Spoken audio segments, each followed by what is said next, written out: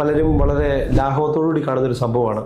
വീട് പണിയുമ്പോൾ അതിൻ്റെ paint apply ചെയ്യുമ്പോൾ ഒത്തിരി ശ്രദ്ധിക്കേണ്ടതുണ്ട്. നമ്മൾ പലപ്പോഴും ഒരു ഭിത്തിക്ക് ഒരു ഇറഗുലാരിറ്റി ഉണ്ട്. ആ ഇറഗുലാരിറ്റി മറച്ചു വയ്ക്കാൻ വേണ്ടി ഒരു പരിധിക്കുള്ള കാലത്തിൽ പുട്ടി അപ്ലൈ ചെയ്ത് കഴിഞ്ഞാൽ അത് തീർച്ചയായിട്ടും നമ്മുടെ ഭിത്തി പൊള്ളലുകളുണ്ടായിരുന്നത് പൊളിഞ്ഞു പോരാനുള്ള ചാൻസ് ഭയങ്കര കൂടുതലാണ്. അതുപോലെ തന്നെ വളരെ എസെൻഷ്യലായിട്ട് നമ്മൾ ശ്രദ്ധിക്കേണ്ട ഒരു കാര്യമുണ്ട്.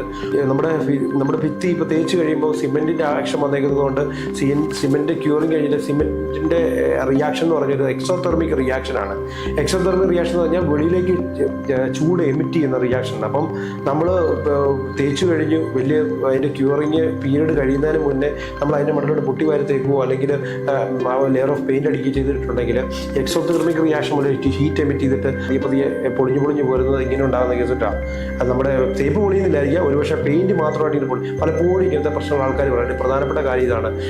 സിമെൻറ്റിൻ്റെ എക്സോതെർമിക് റിയാക്ഷൻ തീരുന്നതിന് മുന്നേ പെയിൻറ് അപ്ലൈ ചെയ്താൽ ഇങ്ങനെ ഒരു പ്രശ്നം ഉണ്ടാകാറുണ്ട്. ഒരു പരിധിയിൽ കൂടുതൽ കനം കൂട്ടി പെയിൻറ് അപ്ലൈ ചെയ്ത് കഴിഞ്ഞാൽ അത് പൊളിഞ്ഞു പോകുവാനും അത് സ്ട്രക്ചറിൽ നിന്ന് വേർവിട്ട് പോകാനുള്ള ചാൻസ് വളരെ കൂടുതലാണ്. അപ്പം ഈ പെയിൻറ്റിങ്ങിൻ്റെ കാര്യത്തിൽ നമ്മൾ നിരവധി കാര്യങ്ങൾ, ഈ പറഞ്ഞ കാര്യങ്ങളെല്ലാം തന്നെ നമ്മൾ ശ്രദ്ധിക്കേണ്ടതുണ്ട്.